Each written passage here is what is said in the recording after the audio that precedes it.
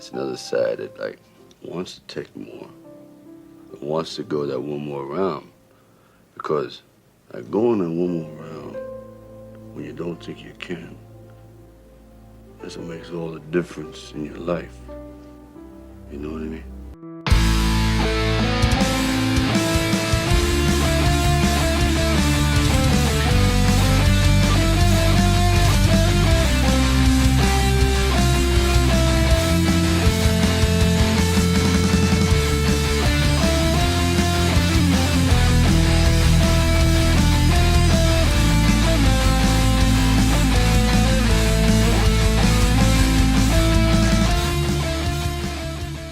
Welcome, everyone, to another episode of One More Round of the Rocky Series podcast. I'm your host, Ryan. Of course, with me is Katie and Kyle.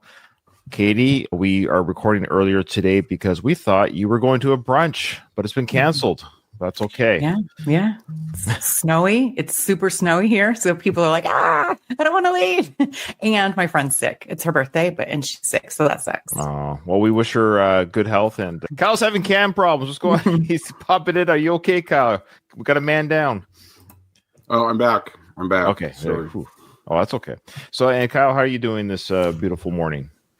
I'm doing good. I set an alarm to make sure that I wasn't going to miss your show. It's our show. Yes, that's true. Our show. That's right.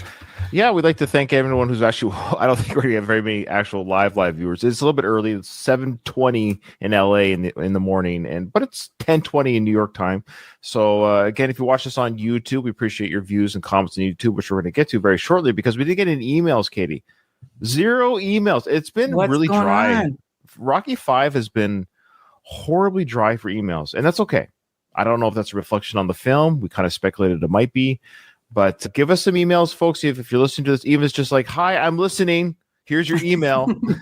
I think our show needs more foreplay then, if that's the case, Oh, maybe. Yeah. And we don't have any trivia.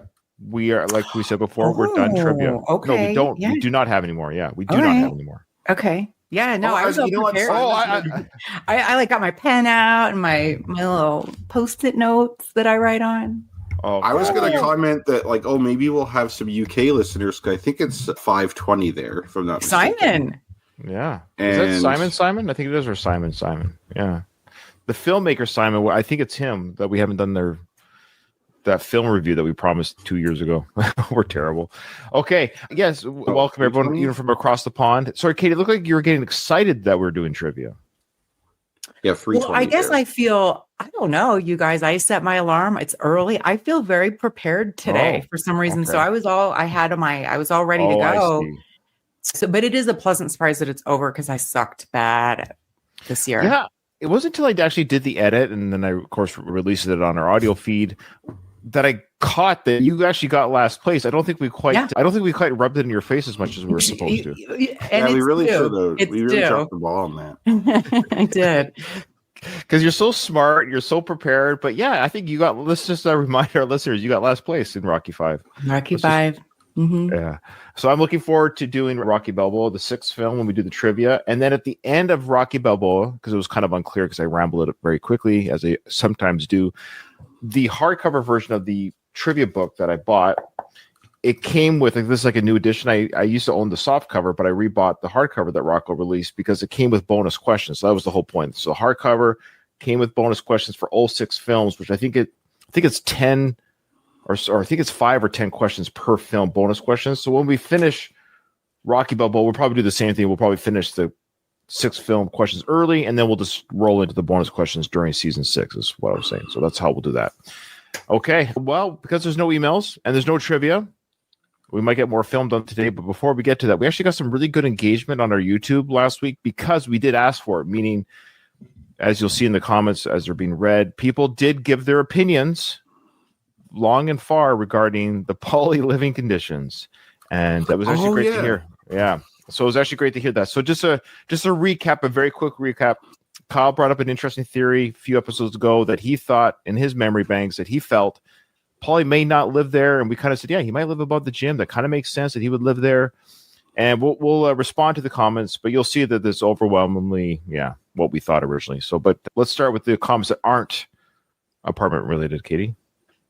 I would like to point out Yes, ma'am. that I always doubled down on them living in the house.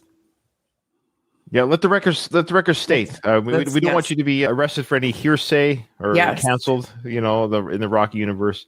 I will also say for the fact I enjoy the idea still. And It's fun conversation for sure. Because go ahead, Kyle, please. I will point out it is a logical fallacy that just because something is popularly believed that it's correct, though. I'm just pointing that out there. Oh, 100%, Kyle. 100%. You're right. Okay, we do have some comments. A few from Andy Grew. The first one, he says, Eric Elder was Tommy Morrison's best friend in real life. He was interviewed in Tommy's documentary. And I think one of you guys brought that up, didn't you? Must have been Ryan. No. I didn't know that. I didn't know that. Well, maybe it was one of the on the show. listeners. Well, Maybe. I feel like somebody did. I feel like I've heard that before. They're probably screaming at me, but I feel like it was somebody in our chat. No, I think Kyle just said that when we talked about the best friend at the very beginning, Kyle's the one that mentioned that they were best friends in real life. I don't think the documentary part was brought up. Maybe we're. Oh, I didn't know that though. Like I remember learning that while recording. Okay. It must have been a chat person. But I will say this about the documentary. Group brought up the documentary that Thomas. Now, there's been more than one documentary, but let me say for the record, the official Tommy Morrison documentary is coming out at the end of this year. I talked to Trisha Morrison. Remember on our last episode, I talked about the dinner scene where we saw Tommy Gunn's character, played by Tommy Morrison, talk about being abused. And I would reach out to Trisha to see, did Tommy kind of speak from the heart or from the script, or a bit of both regarding his upbringing? I'll bring up the chat in a second here. I didn't have it ready. A better podcaster would have it ready. I actually have. This is what makes Ryan. This is what makes this a great podcast. It's like you have that connection, right? Like if I started a podcast, I would just be speculating about this because I'm like too lazy to go out and like talk to people and stuff. But you've done the legwork to make the connection, so you like having information like this and like the information you get from John Rivoli and stuff is like pretty cool. Well, thank you. I appreciate We're that. going to give Ryan a pat on the back here. Yay, Ryan. So a couple things regarding this before we get to that. So the documentary, I'm not sure which one Grew. I'm sure he's listening to this episode. Let us know which documentary you're referring to. But he might be referring to the ESPN one that's controversial regarding that one. But the official one that's being, obviously authorized by the widow, Trisha, and also the Callum who's doing the interviews. He's the one that interviewed me for the documentary. And I think that might be the definitive one, but we'll let viewers decide when it comes out. Of course, we'll plug that when it does come out because I can't wait to see my part be cut right out of the documentary. Okay. Stop it. Put good vibes into the universe. Come on. I'm putting pragmatic vibes. That's my. Okay. So I messaged Trisha, gave the timestamp to the video, and I said, "Hey, can you answer our question if you have insight on this? And may I share your answer?" She goes, "Yes. There was a lot of physical and verbal abuse during Tommy's childhood. He posted many times that he came from a dysfunctional family. His mother was an alcoholic, his brother a rapist." Oh, so wow. Obviously so you can imagine that kind of it puts into light a lot of just the stuff that he struggled with in his life, the real life stuff. That's just a home that I don't think any three of us came from. That kind of home. So it's a different upbringing, right? She goes on to say he was glad to get out of that environment, but this shows you the true and sweet character of Tommy. And this is why I'm a Tommy defender when people kind of crap on him. So like it's like his character, he actually played his character so well that people don't like the real Tommy, vice the character of Tommy. If that makes sense. Yeah, which I like. I understand the idea of negative association, but like we also have brains, right? Like we can understand that movies are pretend. You would think so.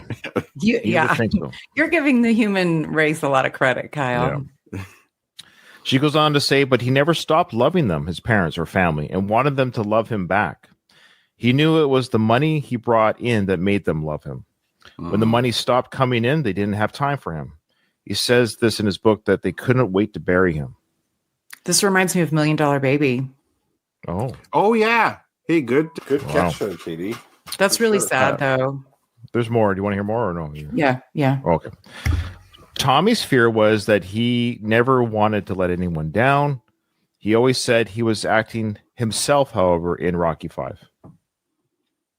So I asked, can I share all that? She goes, yes, of course. And she just said another little story here. Back in November 2011, his dad actually called him. We were on our drive back from Joe Frazier's funeral. Oh. His dad said, I love you, son. Tommy responded, I have always loved you, Dad. They hung up. Tommy cried for a while I was driving. It was like he had been waiting years to hear his dad say that. I'm glad he got that. Yeah. I was waiting for the other shoe to drop when you said that for some reason, but I'm glad there's a little bit of peace at the end there. Yeah. So a side note here, speaking of the documentary, it's currently being, because I asked, when's this documentary coming out, Trisha? And she said possibly the end of 2025. Callum is still filming because Usyk is being filmed now. He's being interviewed. I thought Kyle might find that interesting. Oh yeah, for sure. Yeah. Michael is he Buffer, like a current boxer? I think so. Oh, he's the current champion. Oh, he is okay. Yeah, okay. he just defended his title in a rematch and won, but it wasn't too popular. I find that it's not popular in America because I think boxing is becoming less popular in general in America, and also Usyk and the guy he fought were both Europeans. That sounds American of us. If we're not involved, we don't care. Also, they televised that fight.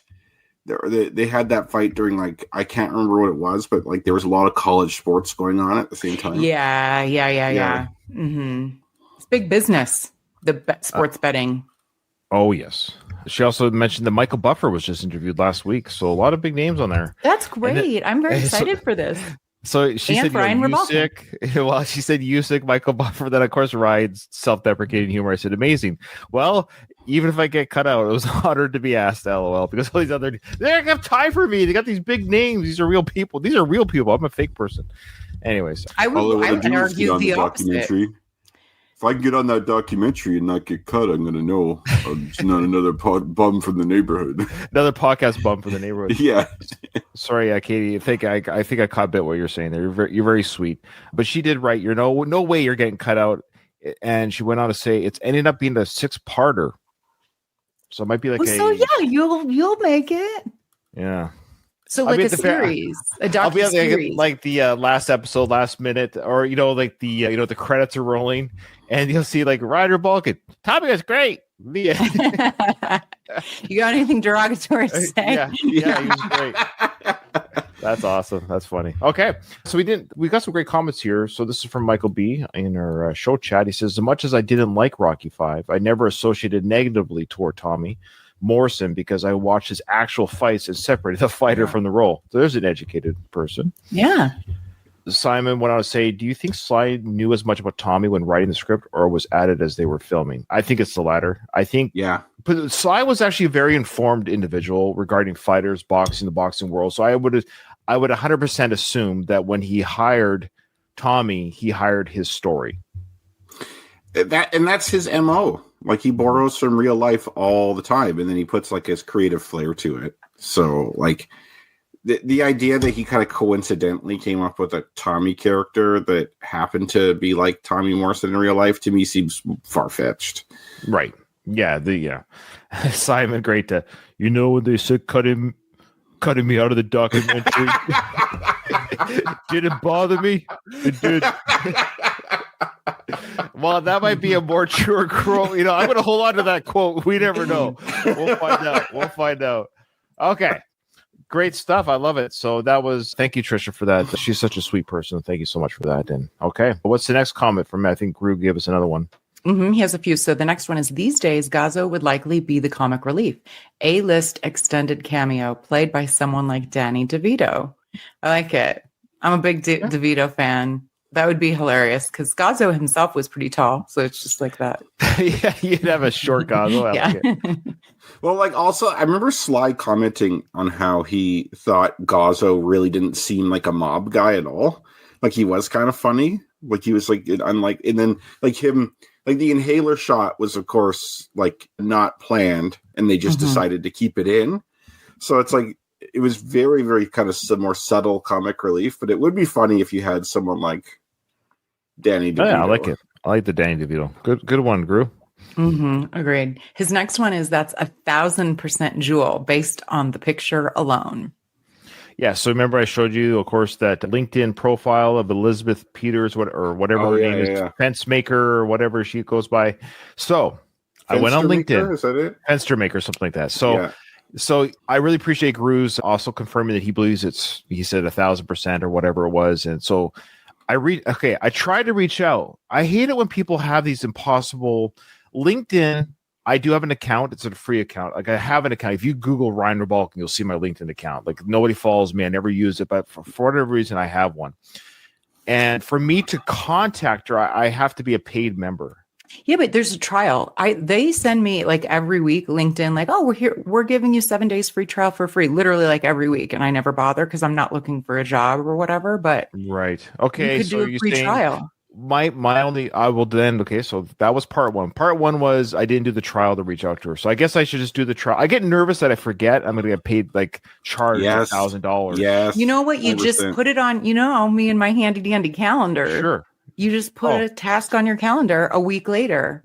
I wonder if it would be less creepy if a woman reached out to her. Actually, Kyle, you just actually brought up something I was going to ask my audience. Our audience, of course, does anyone have a LinkedIn account that could surrogate for me, saying, "Hey, I listened to a show and they're trying to reach out to you," and they could give them my email? Honestly, I think Katie should reach out because.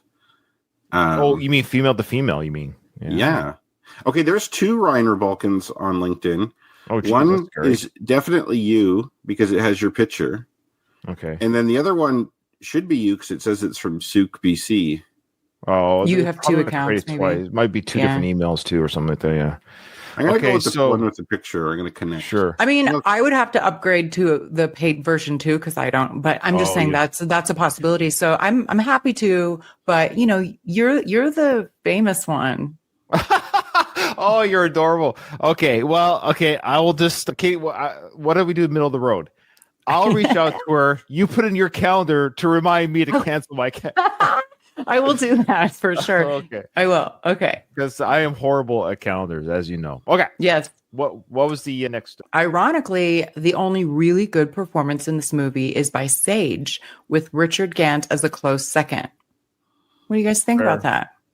Well, we definitely have stated that both Tommy and Sage really aren't as bad as people remember. When you objectively look back at this film, I think Sage got a lot of nepotism criticism that was unwarranted, and we're seeing now objectively as a teenager actor, as teenage actors go, he was just fine. There's no issue with his acting. Like there's no like, oh, what a horrible line delivery, Sage. He was actually even a little bit more than serviceable. So I agree with Gru.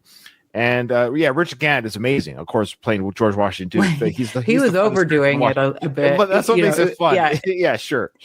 It is funny. I think he was the best in my opinion.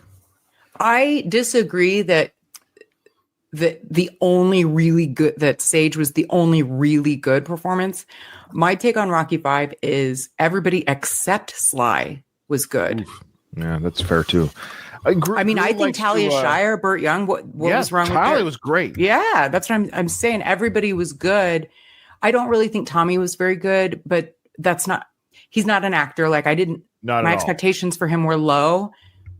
Sage isn't as bad. Agreed on all of those points. I think if anybody disappointed me acting wise, it was sadly Sly. Yeah. He dialed it in. He dialed it in the most.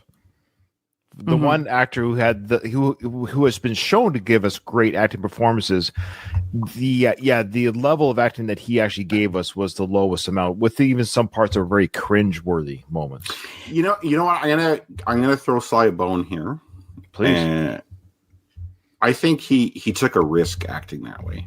I think he was trying to change it up. I think he was like, trying to go a little more R word type of thing there. Well, remember what Robert Downey Jr. said in Tropic Thunder? Yeah, never go full R word. Never. Not all your chances are going to pan. Not all your risks are going to pan out. You know what I mean? Like, So, and he's given, like Ryan said, other good acting performances. Sometimes it just doesn't work, and I respect that. Yeah, good point. I don't want people to listen. He's one of my favorite. He's like my number 2 favorite actor ever. I think he's a phenomenal actor. I always come to his defense when people, shit on him for them thinking that he's a bad actor. I think he's a phenomenal actor, just not so much in Rocky V. And I agreed. That was a risk that just didn't work. I agree, Kyle. It's funny. And of course, we've mentioned this, and we'll get to other parts in the movie, but there's parts where he's not that way. True. Like just even the parts of like, you knocked him down, tried knocking me down, or even the funny lines like this ain't no pie eating contest, or just that. Or even when he's yelling with Adrian in the street, like I didn't want us to come back here. I didn't want this. Like that's all fine. It's just good point. It's just I think the very beginning of the film. Yes, when he's punchy from the fight, maybe he was trying to show that my head is damaged, and I don't know if Sly knows how to act brain damage, so he's acting dumb and weird and goofy. But as the movie sort of progresses and he settles down into the neighborhood, he just talks a lot. And the last big cringy scene, of course, was when he's talking to Tommy. We said that he's Sly or the character Rocky. He's just acting really excited that he gets to do this again. He's kind of like goofy excited, but it comes off looking kind of silly. But there are a lot of moments in that film where Sly doesn't act bad. So it's a really discombobulated for that reason. I think a better director would have reined Sly in, and that's the whole problem. Is John G, the director? I don't know how much he was directing Sly. Yeah, and I think Sly, like for me, I really like Sly in all the subsequent films, like in Rocky Balboa, in the Creed films. Creeds. Like I prefer his acting in those films to say his acting in Rocky 3 and 4. Sure. I find Rocky in 3 and 4 doesn't seem like Rocky. He's like this. No, it's 80s Sly. Yeah, and so it's like he kind of goes. I feel like Rocky 5, he's trying to go back to what he was in Rocky 1 and 2 and failed. And then in Rocky Balboa and Creed, he got it right. Agreed. Yeah, because he was that hungry again as an artist. Yeah. Mm-hmm. Yeah. Yeah, the beast inside, Yeah, sure. We have several other comments. Let's see. This is about the Polly situation, the living situation. Yeah. The Misfit 74 says, in the trailer for Rocky V, there's a line of dialogue from Polly. Rock, I still got my place in the old neighborhood. This implies they were all living in Polly's house. Okay. Yeah, and I totally agree. So I wanted to say this for the record, because I agree with all these statements that come in. It's hard to argue everything that everyone says. Because like you said, Katie, for 35 years when this film came out, whenever that was, 35 years ago, I've always thought for 35 years until like 4 episodes ago that Paulie lived there. Like I never considered another option. It was just kind of a fascinating study.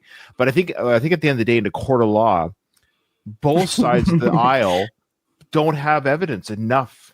It'd be a hung jury because it's never, because again, it's implied. We have a lot of circumstances. That's what it is. Sorry. It's a case of circumstantial evidence. Yes. Like we mentioned last episode, it would just take one word for Rocky to say, "Hey, can the kids stay at your place or your room?" Like he just had to say one word to indicate where this place. Yeah. But, I mean, and we do know that it's Polly and Adrian's house. Like that's known, and it would be weird. But you could also argue the last thing I would bring up. This is my last point of this whole thing, and then the case will the defense rest is that is you could argue that yes, Paulie kept this because people bring this up. So I'm not arguing that. Yeah, that's right. He kept the place. That's the place you could argue though when he said, "Hey Rock, aren't you glad I kept the place?" Off screen. "Hey Rock, you and Adrian live in the house. I'll go live in Mickey's gym. This was given to Robert, your son. Here's the deal." Because he's good at business. Paulie's good at this kind of stuff. He could say, "You guys live in my place. I don't really want to live with a bunch of you guys. I'll go crash in Mickey's place. I'll have a place to myself. I'll live there rent free. You guys rent out my place." Yeah, because in that apartment, he can get drunk and look at his skin mags and just be his full Paulie self, I can almost see, I can almost see Paulie, the character, preferring to be alone. Yeah. I feel like at this point, I want to keep my theory going at all costs. So I'm going to say that I have a bias here. So I'm not. But Well, let's see what some other people have to say. So Hingle McCringleberry, that's fun, says if somebody had to move out, they would have had Tommy move in with Polly out of the house and above the gym, not Robert. The Balboas would have kept Robert with them in that case. That's a good argument. That's a good argument. I was thinking the same. That's predicated on the Balboas being good parents, which that's true. That's what I mean. This is what makes because every point has a counterpoint that you can't argue. You're right. Look, I'm admitting my bias from the beginning. Okay, like I'm being the defense lawyer who's going to come up with an alternate theory. No matter what you say, I will come up with an alternate theory. And there is one. The gloves. I mean, but that's a good point. If there were parents like maybe me and Kyle, we'd be like, no, the complete stranger. You go crash with Polly, and we'll keep the kid. No shit. Yeah. But you did bring up a good point, Ryan, that it was like a temporary. Maybe just for a few nights or something. Yeah. But even still, that could be at Polly's. It ends up being like a year and a half. Yeah. The montage that we're going to watch, for the fight. Yeah. Destiny Filmworks says there's a deleted scene shown in the trailer where Polly tells Rocky he kept the house in the old neighborhood. Yep. Another person. I never saw that. I meant to look that trailer up. There must be, because that's dialogue that's not, which can happen. They'll cut a trailer before the final cut. So dialogue in trailers. I remember Polly saying that. I thought I do too. I think it's in the movie. Yeah, it's when they're moving in. When they're moving back in, he says something about it. I thought the dialogue was different. That's all. What was the dialogue they said? I know he said, "Aren't you glad I kept the old place, Rock?" What did the Destiny film guy say there? Deleted scene shown in the trailer where Polly tells Rocky he kept the house in the old neighborhood. Oh, okay. Yeah, it's the same dialogue. That's in the film. Okay, so they're just saying it's also shown on the trailer. Okay. Yeah. All right. And then Andy Grew has some comments about the housing situation as well. He says, all evidence points to them being in that house together. Polly's line about Junior's plumbing leaking suggests they'd be sharing a bed. We talked about that. Yeah. Additionally, as they're moving into the horrible hip hop version of Take You Back, Polly says, it's good I kept the house. Yeah. Talked about that. I don't know why people say that is evidence that Polly lives there, though. It's his house. It's his house. It has to be his house. It has to be his house because if the Balboas owned that house, it would have been taken with all their other stuff. Yeah, that's why people are bringing up. They're like, it's Polly's house. Then he moved out of. Then he moved out of to live in Mickey's gym. So you're right. He kept the place, moves out so they can move in. But people are bringing it up like, well, it's your house. Why would you move out of it? And that's a fair argument too. Yeah. We're just doing the, what do you call it? The devil's advocate response. Yes. Yeah. So Gru goes on to say, if it's supposed to be Polly and Adrian's house from the original, it's actually Polly's house. Yes. I mean, technically he inherited it from the parents. They grew up in that house. Oh, we just got a heavyweight just chime in. A heavyweight just chimed in on our Instagram. Derek Wayne Johnson, 4-time guest on the show, director of many documentaries in the Rocky universe. He's saying it's Polly's house. So if Derek says it's Polly's house, I guess we have to let the. Well, we know it's Polly's house. There's no question that it's Polly's house. Yeah, but I think he's also saying Polly lives there. Is that what you're saying, Derek? I think he's still watching. So I think that's what Derek is saying. That Polly. Yeah. Let us know if that's what you mean, Derek. Because if that's what you mean, if Derek says that Polly lived there, not above Mickey's gym, that's the question, Derek. Then I will concede to Derek because he knows the Rocky universe. Kyle will concede. I love how you won't concede to me. No, I understand. I'm kidding, Ryan. I know what you mean. Okay. So Andy goes on to say, also, there's no way Adrian would have the kids stay away from his parents, especially in that part of town. It's vague, but I don't think it's meant to be. I think it's simply a case of them ignoring the little details that made some of the other movies so good. Mm-hmm. Sure. And another point, I mean, that is true. It's a kind of a rough neighborhood. Adrian is trying to be a mama bear. Yeah. So he's saying yes. So Derek says that yes, Polly was living there with the Balboas. This is my Apollo's people equivalent. Yeah, it is. It is. Agreed, Derek. Agreed. But it's super fun. Thank you all for the comments too. Yeah, Keep them coming. Thanks, Derek. He says, hey, I love you guys. Had to jump and say it. Well, we appreciate Derek. Guys, check out his many documentaries. See if I can remember them. The three main ones. Boy, Derek, I'm sorry if I forget the names. Rocky, 40 Years of Rocky, I think this was called. Awesome documentary. Of course, he did the Stallone Frank, that is. And then he did the... why is it is it the Mike one? It's escaping me the titles. I apologize. He'll probably tell us in the chat. I don't think he's left just yet. And he also edited. He did the editing for the behind the scenes Rocky 4 edit. So the cut when it shows Sly doing the director's cut, and he's behind the scenes. Derek actually edited all that together and made it nice and pretty for us to watch. So yeah. Thanks, Derek. Yeah. All right. I miss you, brother. And he's a newlywed too, by the way. He's taken, ladies. Yes, of course. John G. Avildsen, the king of the underdogs. Thank you, Derek. That was the first one he did. Yeah. Okay. It totally, probably the best one of the three, but a great trilogy of films. And thank you. And yeah, I love Derek so much. He's just the nicest guy. But ladies, he's taken. The handsome man's taken. I'm sorry. Okay. All right. Congratulations. We all are. Yeah. Okay. All the good ones are taken. All the good ones are taken. Yes. Sorry, Katie. Okay. So, 40 Years of Rocky, the birth of a classic. That's the title. Now, there we go. Thank you, Derek. Check them out. They're available like on Prime. You can buy them, rent them. They're all over the place. They're amazing films. So check out my interviews with them. Okay. What do we got? That's it for comments? Or yes. Are we doing the recast? Oh, yeah. I'm excited for the recast. Yeah. Me too. I actually have my picks here. Okay, so again, this is the last part of Dave Burrell from the UK, who gave us this challenge of he gave us his choices, and he says, "What do you think of my choices? And do you have choices instead?" Well, haven't really been happy with this list, which makes it fine and fun that we all have our own choices. Anyways, so this is the last part, and Dave, you haven't responded. I guess he doesn't listen to us anymore, or he died in the ring. He might have Apollo Creed in the ring when he had that charity match. He's got some brain damage, even though he doesn't see any. All right. So what were Dave's choices for the fourth? Okay, so the next, there's three people we're going to talk about: Gloria Dipper and Father Carmine. So he is proposing Christina Ricci for Gloria. Not a bad. What do you guys think? Right age, like right now, she's the right age. Like she's early 40s.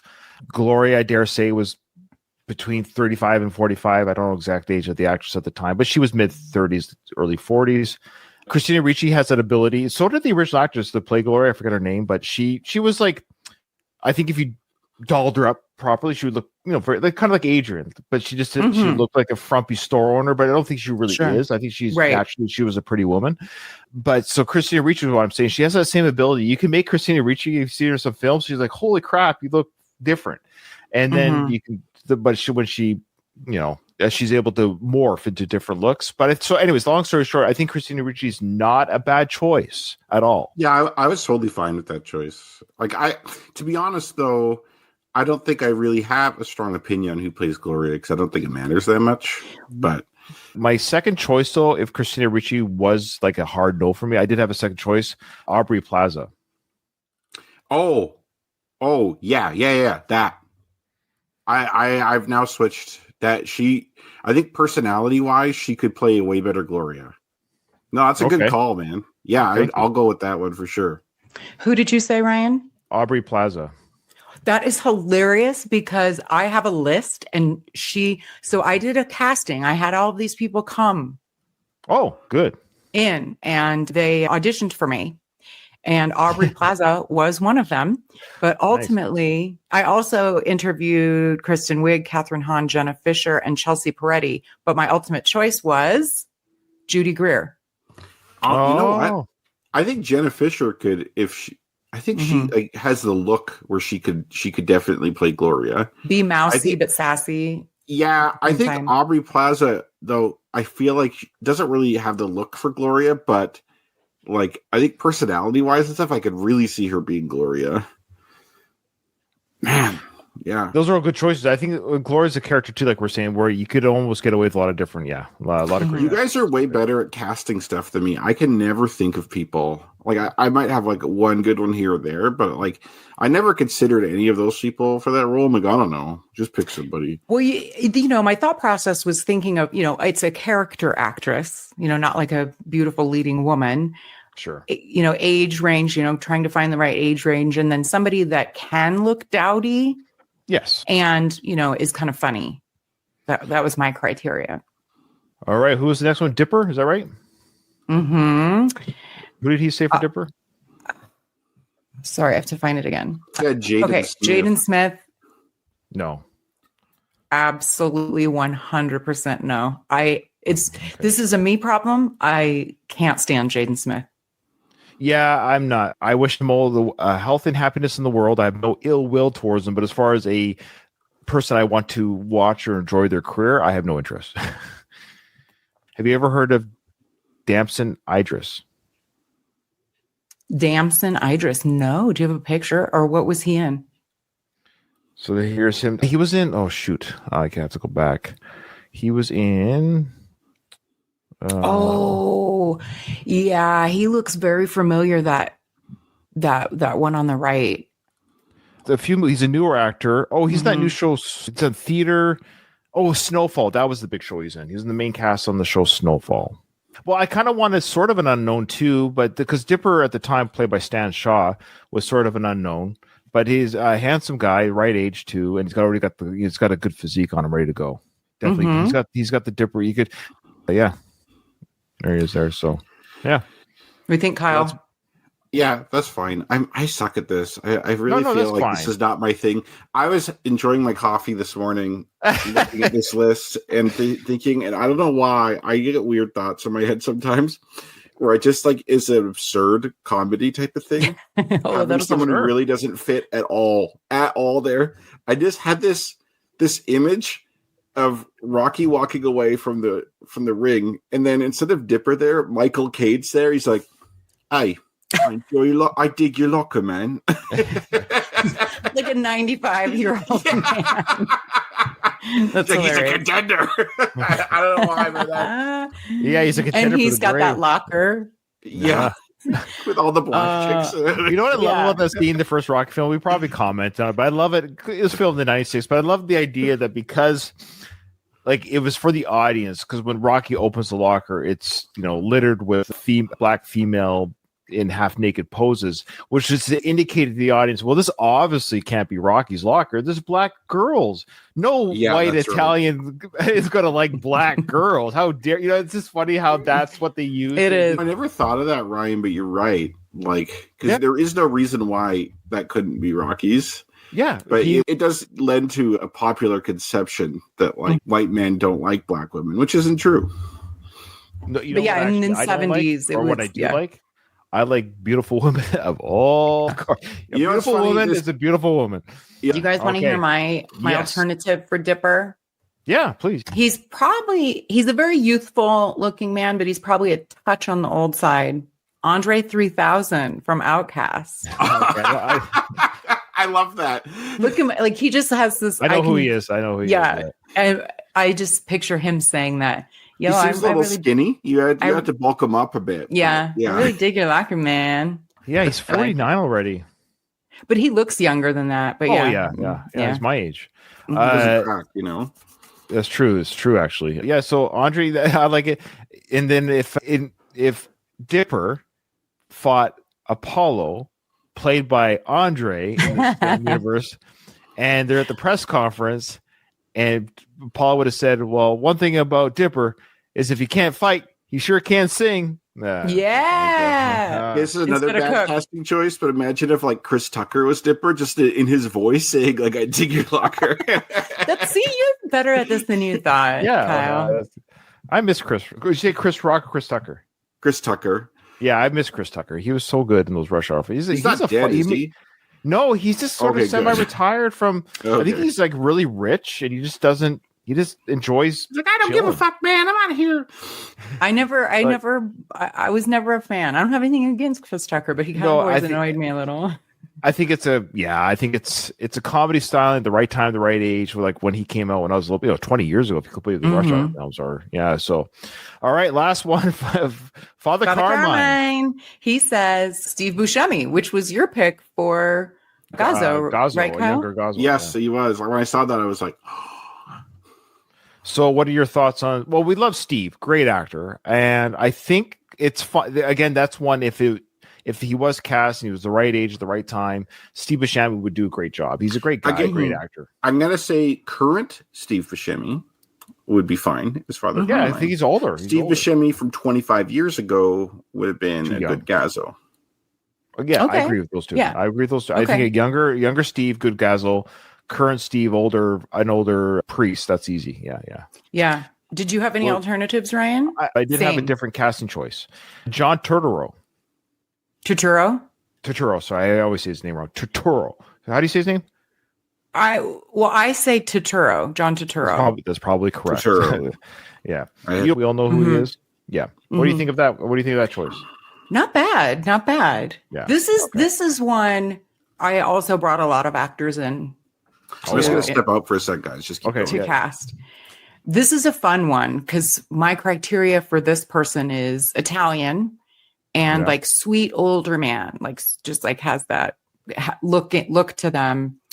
I brought Sly in to read Oh wow! Of course you did. Yeah. for Father Carmine. Giancarlo Esposito, he's half Italian. Okay. Steve Carell as Father Okay. Carmine. Sure. Joe Pesci would be a little different. A Joe little bit too old. Pent. Though. A little bit too old. Yeah, true. Joe Pantoliano, because Who's that he's again? great and everything. Joey Pants. He's like, Is he in the Matrix films? He was like wasn't he?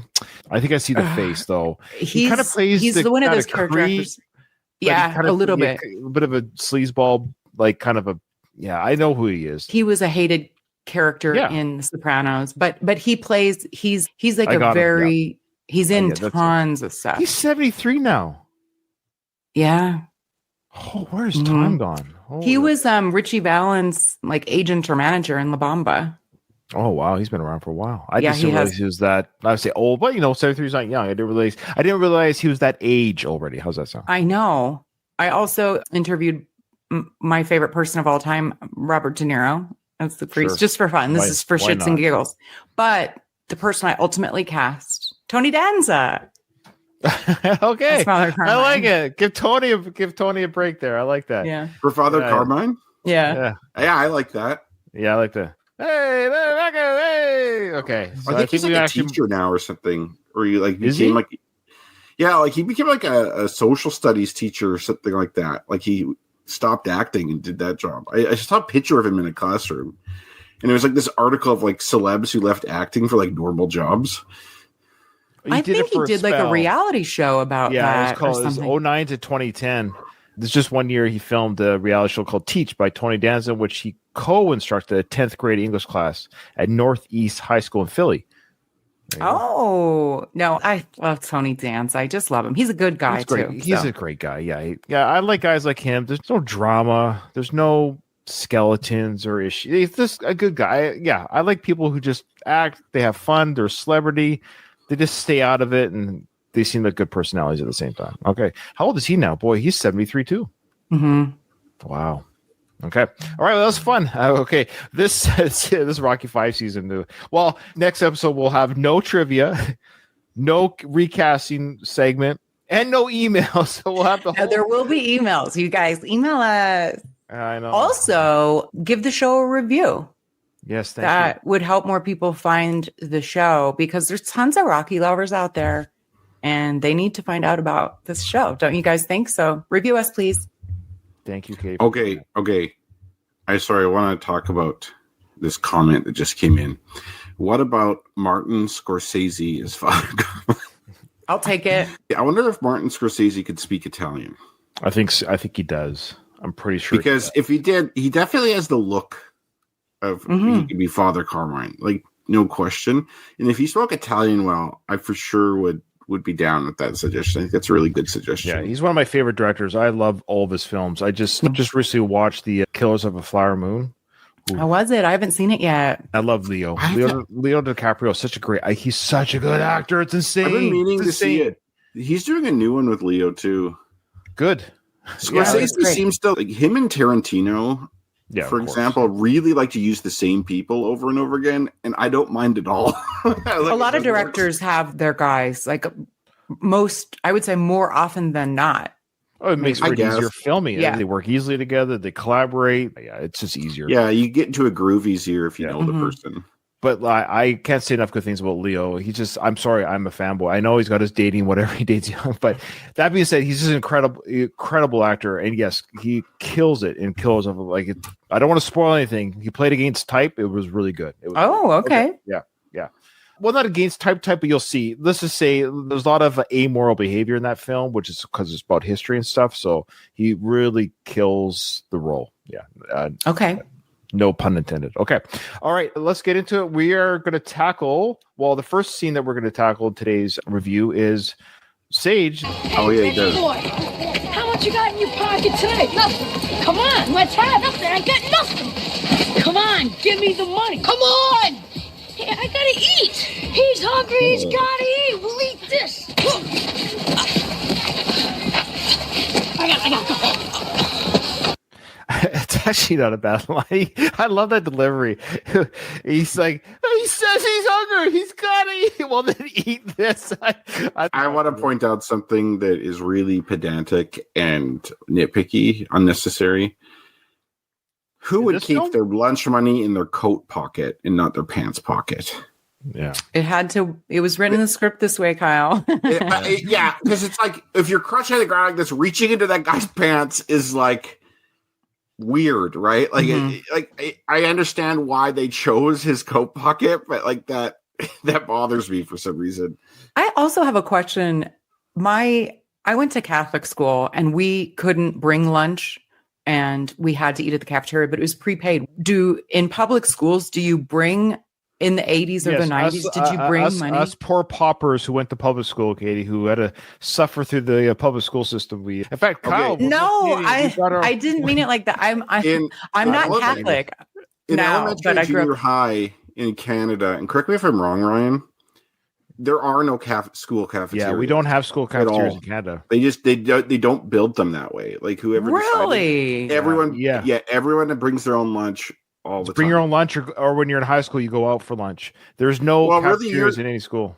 Oh, my high schools all had cafeterias. They have one. We didn't have. And we had a pretty it was a rich, but it was like well-to-do community where what I'm saying is the schools were well put together, well funded, and they didn't have food in the school. It was kind of like you brought your own lunch. It makes sense. Yeah.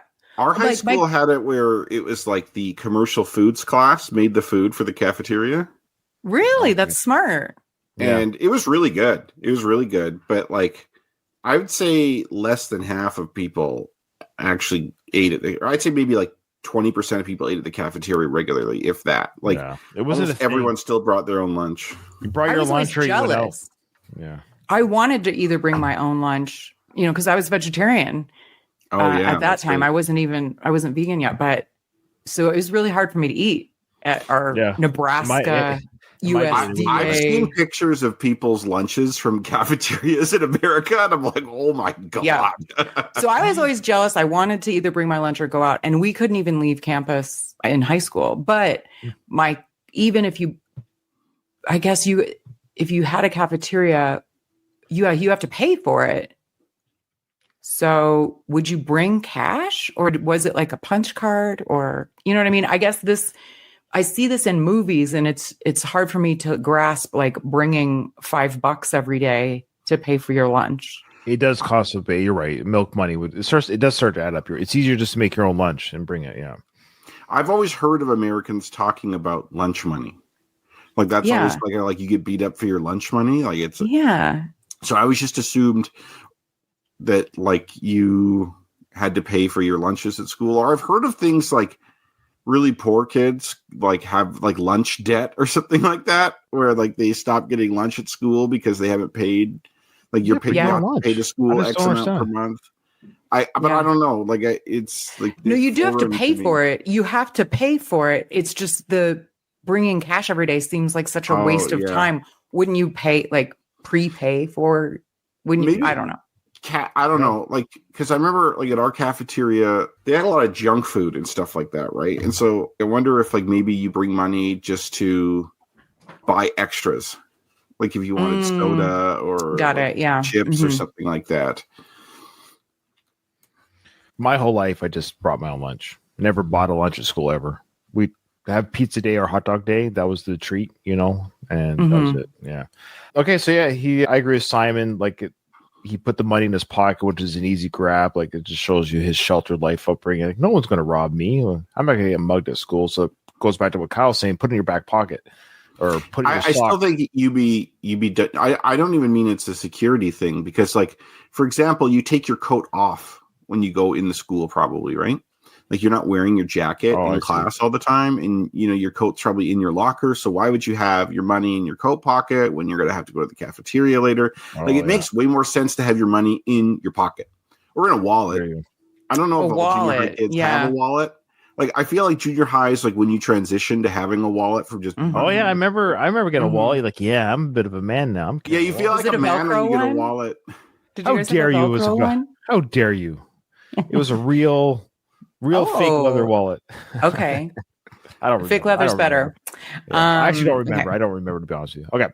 All right. So he gets mugged. And now we're going to the scene with Father Carmine, played by John Turturro or Martin Scorsese or whoever. All right. Father Carmine! Yo! Father Carmine! Now, I'm not going to show this sequence, but in the workers' print, like I said before, we won't obviously get it today. It might be 4 episodes from now, but in the workers' print, they filmed all the scenes that were in the montage. And so we get to hear the dialogue and see the full cut of these scenes that we will see in this montage. But during that sequence in the workers' print, this was actually near the end or in the middle. It's just interesting where they put this sequence now in the final cut is before the training montage of this film, but during the workers' print, it was down the road a little bit. They've already been together. They've already trained for a while. Yeah. Okay. So, of course, Rocky's calling for Father Carmine, which we haven't seen since the wedding of part 2, if I remember correctly. And Rocky's calling for him. Maybe he's not home, says Tommy. Maybe it's not home. No, priest is always home. Oh, Rocky! Yo! Ma perché non battisti la porta? Oh, well, I didn't want to disturb you that much, Father. Non disturbo. E la famiglia com'è? Oh, excellent. Everything is perfect. Father, this is my new friend, Tommy Gunn. Okay, what I love about this scene, couple things, is both men wearing their, as we say in Canada, toques. And in America, they call it snow caps or caps. I don't know what you. This makes more.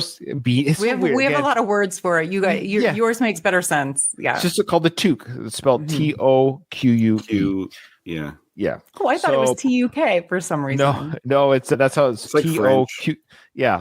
Okay. Oh, of course it's French.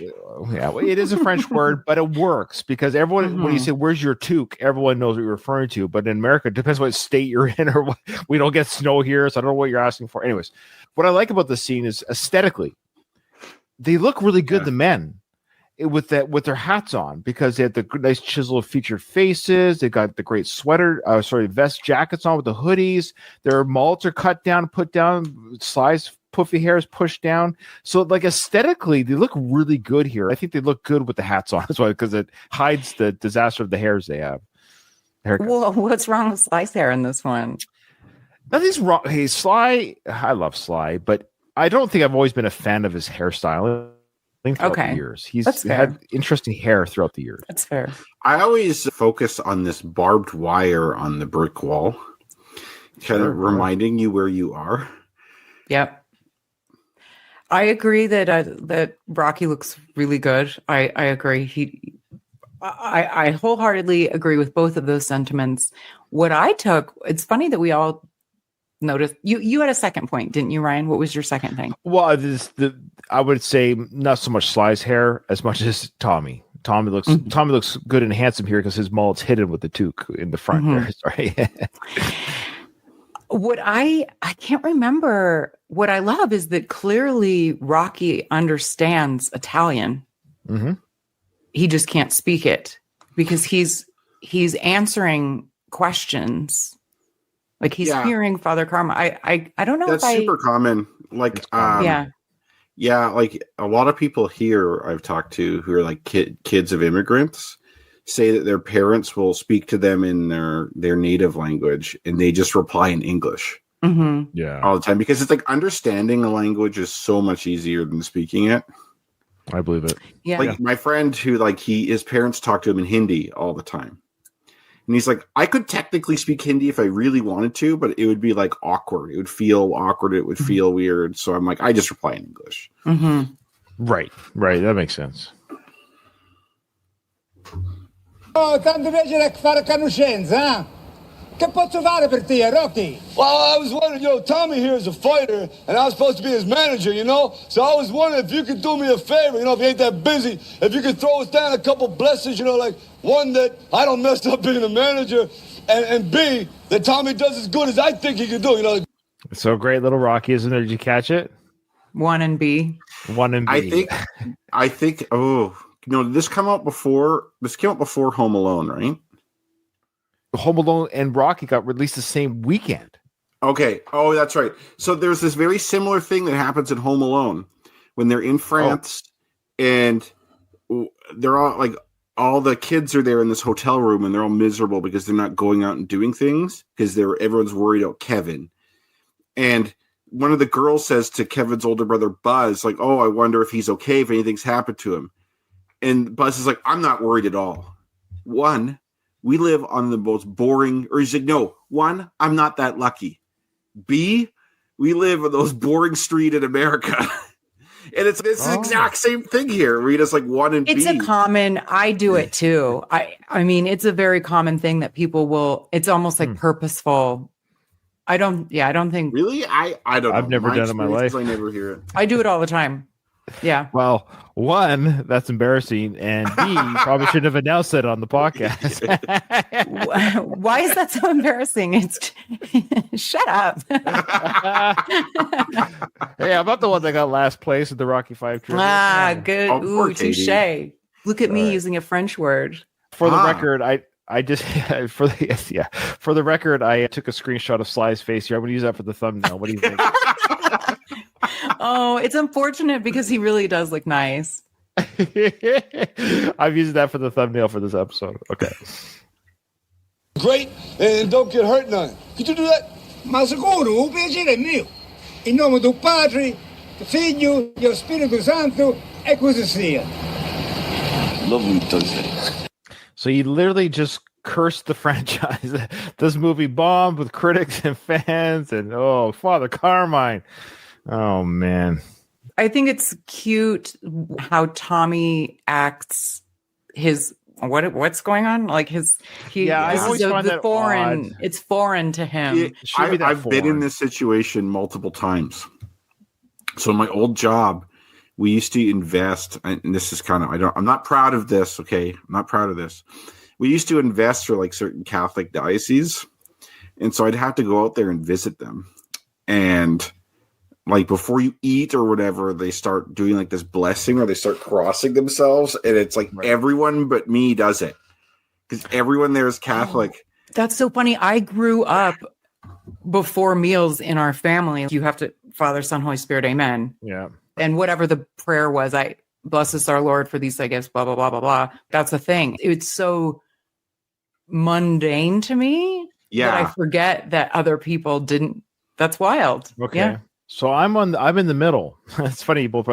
What I never liked Tommy's character or the acting here, whatever it is. Oh, meaning like he's like the idea that A, Tommy, you don't have to do it, or B, one, you don't have to do it. B, it should be like he's looking at Sly doing this, or Rocky doing this, but being so perplexed that it's happening. That's what I found funny, or not funny, kind of irritating because, okay, I've never done it. I've never been in a situation like Kyle where I've been around people that do it all the time. But if someone does it in front of me, I'm not like, huh? Hey, what? I don't understand what you're doing. It's the Catholic cross. We've seen it 100 times on TV shows and movies. And like the fact that Tommy's so bewildered by this behavior, it's like maybe he just didn't have TV growing up. Fair enough. But we're the same age, Tommy and I. So he watched the same TV I watched. Even if I was 19 years old, seeing a 40-year-old do this on the street, I wouldn't be perplexed and bewildered by this behavior. He's acting like he's never seen the Catholic cross prayer before. Yeah, but it is weird when it's part of your like boxing training routine. Like all of us, you're on a jog, and then all of a sudden you're doing this religious stuff in public, in the street, in front of people. Like to me, it'd be awkward. I don't think he's that perplexed. I think it's just this is an unfamiliar situation to him. He's Like, like, he doesn't know what okay, to I do. guess. He this is feels what we're doing. awkward. Like I'm giving him. I like it. You're giving it a pass? Okay. Yeah, give it a All pass. Also, religions do fascinate me. I just don't know that much about a lot of them. So he's from Oklahoma, so he would be Baptist or something. Do they not do the sign of the cross? No, only it's Catholics Catholic. do that It's a shit. Catholic. Oh, okay. Like I grew up religious, but we would never do that sign of the cross thing. No, we do others. Yeah. Well, but yeah, What different sect of Christianity? I just thought all the How dare you? I was about to say normal, but like yeah, you could say run of the mill Christian, like I Baptist, guarantee you, Methodist, blah, blah, Protestants. I guarantee you, almost all. No, Protestants it's do only not do it's only sign of the Catholics. blah. Okay. Like Yeah. Lutherans wouldn't do it. Methodists wouldn't do it. No, I think it's Okay. just a Catholic thing. Yeah. All right. Hey, thanks, Father. I really appreciate this. Ma tanto piacere, anytime. Okay, hey, I'll see you in church. Oh sì, sicuramente, aprite tutti e due. Okay. No, Okay, I'll translate that. What he said was bullshit. You haven't come Yeah. to church in decades. Yeah. I think that's what he said. And that's why Rocky's like, oh, okay, yeah. But Yeah. but I think we did when you were rich. we did get a translation for this, or I think it's online, and we did it during the Going the Distance. But No, I did the translation. I got an Italian person to translate for us. that's what it was. Yeah. But it was for Rocky 2. Oh, It wasn't for this scene. okay. Well, I'm sure it's Oh. They should've online or done that, trivia or so. No, I bet you. Well, on our own, I might even do it if I remember while I'm editing to have it ready for the next episode. But it's probably pretty straightforward. I bet you once we get the translation, it's going to obviously make sense. But yeah. Mhm. Hey, man, what'd you do this for? Hey, don't hurt having an angel in your corner, you know. Come on. So he's really, of course, dumping the whole flashback sequence of angel on your shoulder. So he's trying to be the Mickey to Tommy's Rocky. Hey, Rock, how's it going? Doing great, guys. Better slow down. We're gonna give you a ticket. This is Tommy Gunn. He's gonna be champ, guys. How you doing, Tom? All right. Well, I don't know why we have that scene. It's kind of It's a cops throwaway pull up- scene. Yeah. Yeah, it really like is. it. I don't know. I don't know. It's nice to see Rocky getting respect to the neighborhood. Okay. And then Yeah. I like him saying Tommy's going to be champ. It kind of just shows he believes in him and stuff. I think like it's a quick little throwaway scene. They're jogging. I think anyways. more of the joke about. Oh. I guess even as a dad joke, I can just see like, all right, I'm jogging. Oh, gotta too give you a fast. ticket. Yeah. But just he's settled in the neighborhood. He knows everybody. I think it's the again. joke, but I agree, Kyle. Take away the joke. Is hey guys, looking good out there. Thanks. Yeah, I'm running with the future champ right now. Yeah, that's fine too. That's fine. I'm indifferent, to be honest. Okay, so now, of course, this is like literally the opening sequence or shot of the first Rocky film. We now are just everything's going back to the roots. We've got Tommy fighting in the church turned into boxing gym. So this is his first fight. He's fighting his Spider Rico right now. They're back at the same church. Like they still have these fights. You know what though? It's funny Oh. because like this seems so different than 1975, right? Mm-hmm. But it's only 15 years.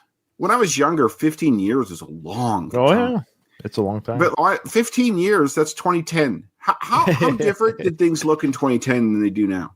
Not that Wow. much. I Not know. different. Yeah, And you're this right. is like people are drastically different looking. It is weird. I don't understand it. 5 than they did in 1990.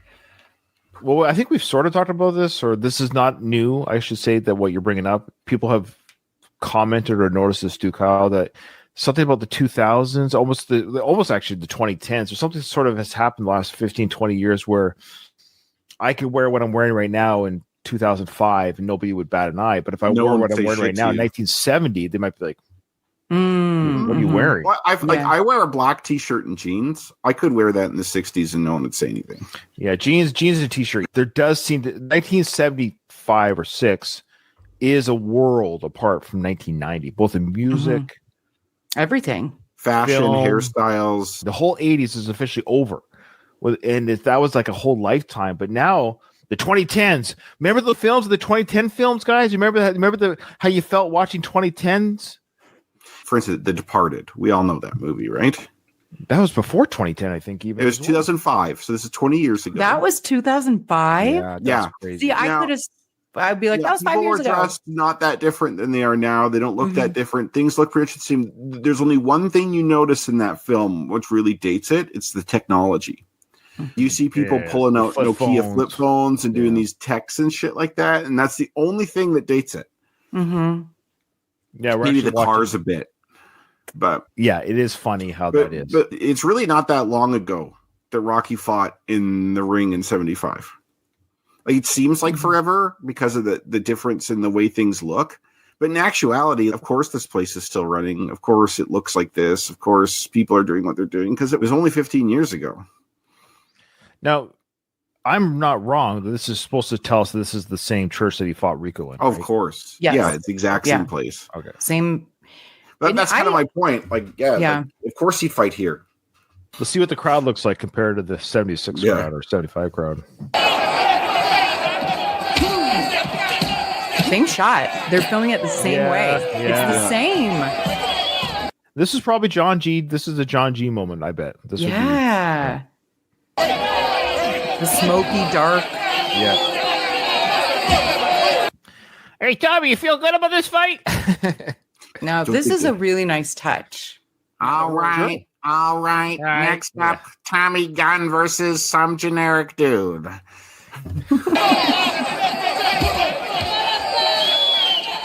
I think I heard someone say bum, too. I thought so too. It's probably that same lady. Yeah, bum! Maybe they just used the Oh, real. she died of cancer for sure by now. Oh, yeah, she's dead. Get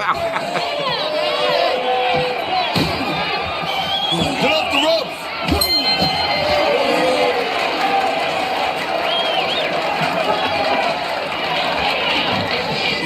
It's so easy, all right?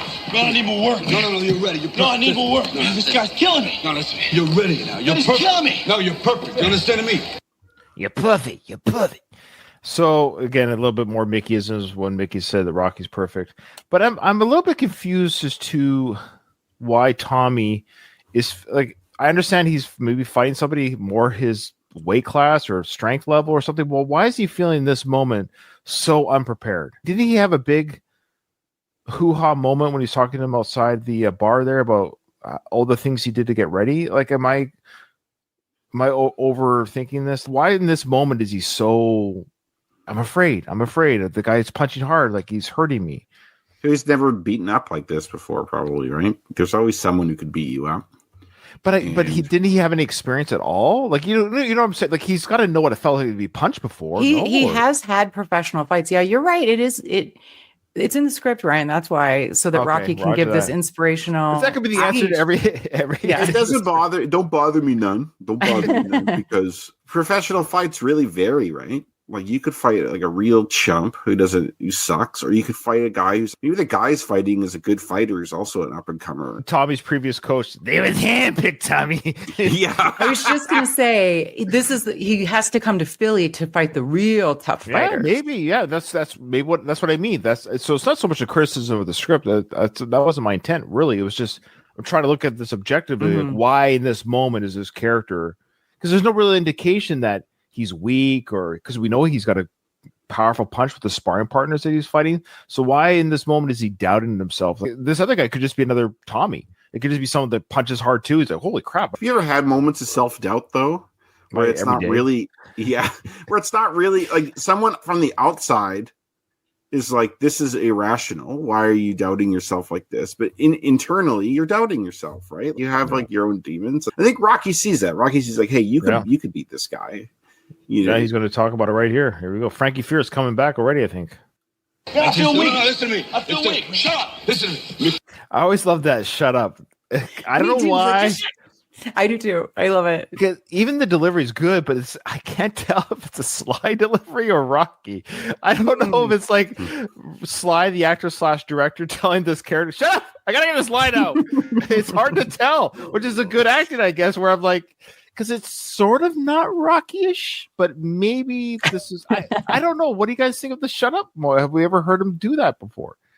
He doesn't mean it in a mean way. We've all said the word "shut up" in our life before. We probably have meant it. There's probably been a point in our life where we've said those two words before. I would assume, unless you've gone your whole life and never said it, that's great. But I'm just saying it's always caught me off guard in an Shut up. Let's just watch the movie, okay? Yeah, there you go. No, I was kidding. I'm sorry.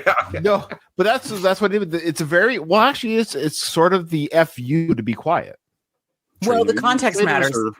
You're allowed to do this kind of shit as a trainer. You can be like, "Hey, shut up! I need to help you here." Like, time is of the essence. Like, we only have a fucking minute in this corner. I was just gonna say, Kyle, exactly. Yes, like, okay, I get it. You're afraid. That's great. Now it's time for me as a trainer to tell. Because we got 45 seconds. We got to go back. You're right. So, but I just love the delivery. The delivery has always been enough to me. Like, is that Rocky or Sly or a bit of both to Tommy? It's always stood out to me as well, and I adore it. I don't know why. Yeah. Oh, it's great. Yeah, it's great. But yeah, it's also Rocky maybe taking his training seriously. He's really into it right now as a trainer, Difference between the hero and the coward is the hero's willing to go for it, all right? Willing to take the shot, okay? Now this guy over here is scared too. You're scared, he's scared, you're both scared. Remember in the basement, we was talking about fear and how it's like this fire, huh? And you gotta control it because it's like burn you up or it's gonna burn him up, right? Now you gotta make it work for you, Tommy, okay? I would never do nothing that would hurt you. You gotta understand what I'm saying. Now fear is like this fire, okay? Now let it burn and burn until it becomes like this volcano. And when the time is right, and you see the opening, explode all over this guy, okay? And you can take him, okay? It's all heart, you understand? Okay, it ain't all muscle, it's all heart. Heart and fire, okay. I feel like he could have done that a little differently now. I don't think there's anything really wrong with what he said there. Yeah. But I think he missed an opportunity. So, like, remember at the dinner scene when he said that Tommy was talking about his dad being an alcoholic and how he's like, now whenever I fight someone, I see him. I feel like Rocky could have been like, hey, control, do the fear as like a fire thing, but like, remember what you said, like you see your dad. Well, like, see your dad when you see this guy. I don't disagree with that. Would have been a tactic too. It would have been quicker. Obviously, that was my only kind of criticism. I think at this moment, again, this is Sly, and this is not a criticism, an observation with everything he said. It's like a lot of Mickeyisms, Rocky's experiences, all dumped on Tommy in this first fight. Meaning, like, all the pep talks. It's almost like ChatGPT took all the pep talk that Mickey has done to Rocky and create me a paragraph to give to Tommy. It's just everything. Heart and fire.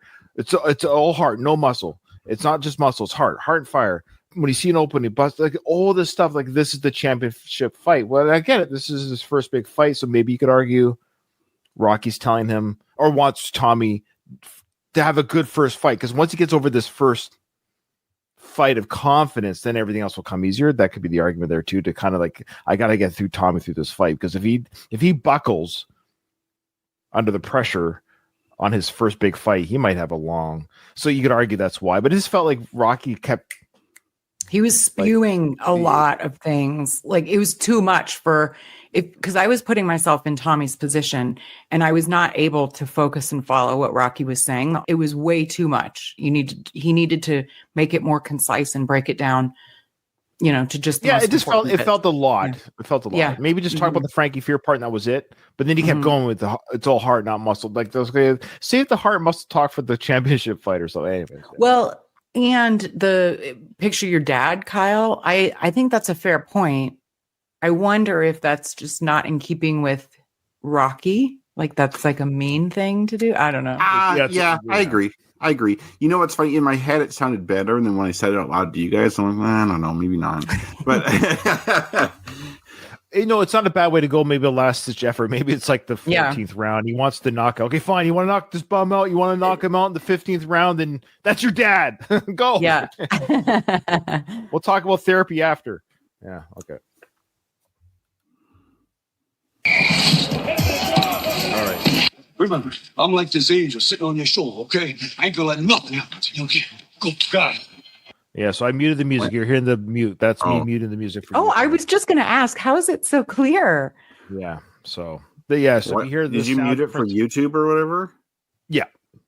Okay. So we're going to stop it there because now the montage is starting. So next episode, we'll get into the montage. And yeah. So you'll hear the muting throughout this montage sequence. I did that so we could comment on it and not have it blocked on YouTube. Oh, you want me to just sing it? I can just sing it. You can. Yeah, I'll give you the week to practice. To practice. Yeah. Good.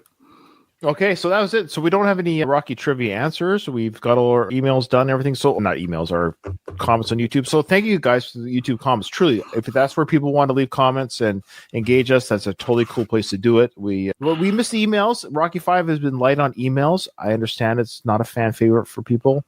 So it is a little outdated, I think, is the problem. Like people don't email. Like it's a lot of work to send an email compared but the show got emails with all the other seasons. Like it seems like a pretty good goal, but I think people stopped listening to part 5. Yeah, everybody uses email. It's like it's just as easy to send an email than it is to like send something like via chat or messenger or. No, it's not. I don't think so. Because like maybe chat or messenger, but like if you're watching this episode on YouTube, it's so much easier just to type a comment in the comment section than to open your email, find Ryan's email address, paste that in, write a subject line. Oh, now you're no. Okay, we're trying to well, people two different avenues. YouTube comments are meant for short, little, quick comments. An email is if you want to, discuss your thoughts more holistically, right? Yeah. The emails are always better. Yeah, they're always fuller, but we appreciate the YouTube comments. We love it because it gives us some great discussion points because we don't have the emails. I guess I just miss the emails. It feels more, I don't know, personal. But like Katie said, though, at the very least, leave us a star rating on your app of choice or even a review there. If I see the review, I'll definitely read that. It's been a while. It's been a long time since I got a review. People are still listening. Like it's not like people aren't listening, but the reviews have stopped. It makes me cry a little bit. I know. I hear you. And it really does. Like that is something that helps more people find the show. And I think there's a lot of Rocky fans out there that might enjoy our little trio of nonsense. I hope so. I've talked up my podcast at work at the lunchroom a couple of times, and it's a little disturbing. There's younger females, like 30 years old, around that age, never seen Rocky. That is. I do find that disturbing. Yeah, well, partially because it's in the AFI. Like it's not just that we love the movie and we can't believe they haven't seen it. It is known to be one of the best movies ever made. So. And the one last thing I'll say, it's not about numbers. And I want to make that clear. It's just that, like anything, if you're a rock and roll band and you go to play at your show and there's, only 5 people in the audience, you might be a little bit, it stings a little. What I'm getting at is that there's millions of Rocky fans and there's millions of podcast listeners. Like I've explained it before, but it's been a while, but I've never understood how you can have a million. Let's just say a million. I'm going to grab 1 million podcast listeners, which is more than that. And 1 million Rocky fans, Sly fans, which is more than that in the world. But the two don't overlap by 1,000. So you're not even trying to advertise podcast listening. They already do it. You're not trying to advertise become a fan of Rocky. They already are. How can we not get 1,000? Just 1,000 Venn diagram overlap. It's weird to me. I don't know how to get those people. Yeah. I'm going to have to get oiled up, take my shirt off. Well, that's how it's done. That's how it's done on YouTube. I'm not going to get it. I know we aren't clickbaity enough. We're not clickbaity enough, Ryan. I guess so. Katie, lower cut tops. That is the key. That is what other YouTube channels do, and that's what's in their thumbnails. Don't get me started on that kind of stuff. Simps. Oh, are you kidding me? Yeah. Yeah, we need the simp. We need the simp listening audience. Here's what I will say. I think the listeners and viewers and people, like our people are quality people. That's true. Like they don't need that cheap shit, Yeah, we have good listeners. Guys, let us know. Do you want lower? It's a lot of great listeners in our show. All right. Well, we love you guys to do listen. We do appreciate you guys. Honestly, you're great supporters. But share it on your socials is what I'm saying too. Give it likes. Share it on your socials. That actually helps the algorithm as well, especially on YouTube. If you're watching it, even for 10 minutes, give it a like. Okay. But with that, Katie, this episode's over. I didn't hear no bell.